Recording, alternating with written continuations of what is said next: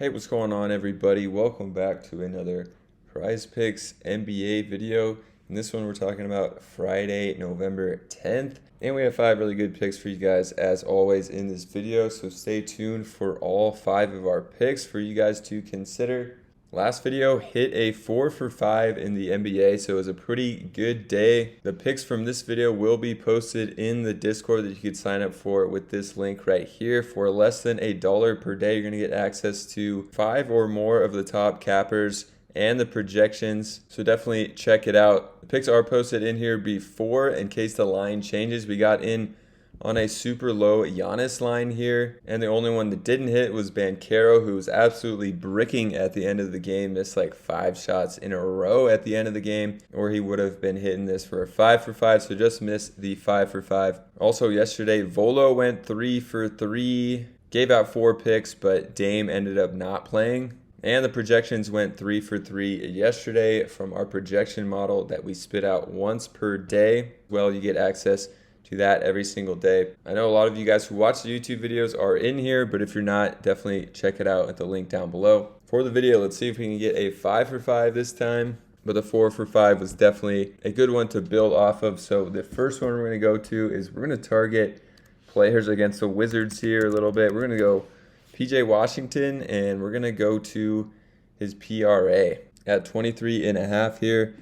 Obviously, just a great spot against Washington. They played them in the last game in an extremely high-scoring one. So we're going to go back and target this game. I think some of these lines may be too low for what we can expect in this game. A high-scoring one again that was fairly close the whole way. And actually, Washington beat the Hornets. So I think PJ is in a great spot here. Just missed it in the last one, but in the last 5 has been getting 22 or more and has hit it in 3 of his last 5 games. I think he's in for a big one in a great matchup against Washington. Looking at this one over here on Outlier, which is a great tool to look up stats. They have a 7-day free trial. You can see minus 123 over here, so sportsbooks are liking it a decent amount. In his last 10 games, he's hit this in 6 of 10.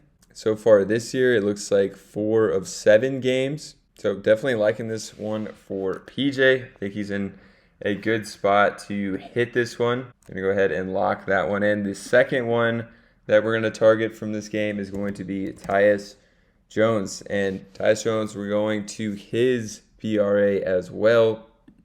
17.5 and taking the over on this one. Last game was a really weird game because the bench absolutely was going crazy. You could see Tyus Jones over here only played 19 minutes, but earlier in the season was absolutely cooking. 16 points, 6 assists, 3 rebounds. Absolutely would have smashed the over 17.5 in his first 3 games, and then didn't play much versus Atlanta. Played a ton here against Philadelphia, and then again didn't play versus Charlotte.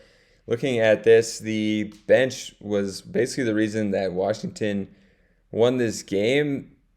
Gafford, Jones, and Poole played 20 minutes or less, and then you had Koulibaly, Shamet, Wright, and Kispert and Gallinari playing big minutes. And look at their plus minuses: plus 23, plus 24, plus 26. So that's why they were in the game. I think we can expect a bounce back from Tyus Jones and probably Jordan Poole as well to have a better game here. But I like Tyus Jones' lines here at just 17.5.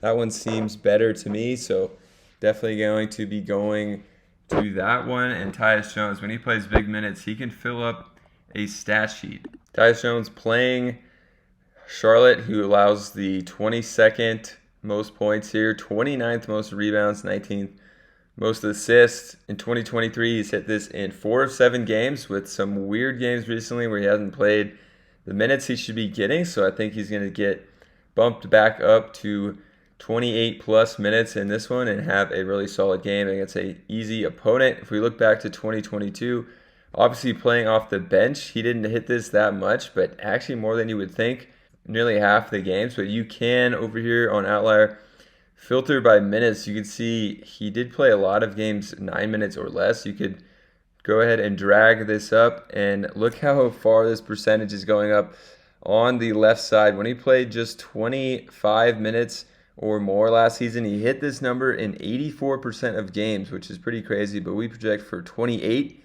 He hit it in 92% of games last year. That was with Memphis, but still think it's a pretty good indication here. Tyus Jones, definitely one of my favorite picks. For the third one, we're going to go to Osar Thompson, who has been stuffing the stat sheet, but the one that I don't like here is going to be assists. Going to take under 4 assists. With so many assist guys on this team, you got Killian Hayes and Cade Cunningham starting, who are going to handle the ball mostly and look to set guys up. Osar Thompson's more of a slasher, and they're going to leave him wide open on the three-point line because he's not a very good three-point shooter, but he will fill up the stat sheet mostly with rebounds, putbacks. The assists, I think, have been too random, and the line kind of is overreacting to what he's done in the assist department. Over here on OddsJam, which is another great tool with a 7-day free trial, you can see they compare this line on Prizepicks or wherever else you're playing, Thrive, Underdog, wherever. You can see that the under of 3.5 is one of the bets they like the most. And one of my favorite sports books, I think I have the sharpest odds, likes this one the best.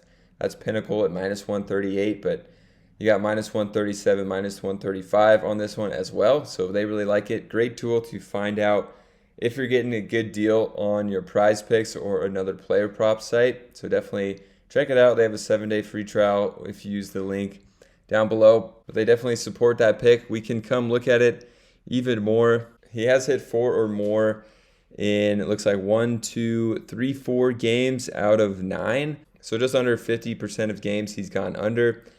Has been playing massive minutes. The lowest amount of minutes he's played is 25, but he's played 3 games with 37 or more minutes, which is crazy. In this game against Philadelphia, I think it's a tough opponent.